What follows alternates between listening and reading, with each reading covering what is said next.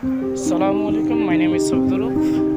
আজ এসেছি চট্টগ্রাম জেলার একটা কাঁচা রাস্তা, যেখানে দেখতে দেখা যায় পুরাই গ্রাম। অ্যাকচুয়ালি আসলে এটা শহরের কিনারে রয়েছে, তো এই জন্য কাঁচা রাস্তা দেখা যাচ্ছে।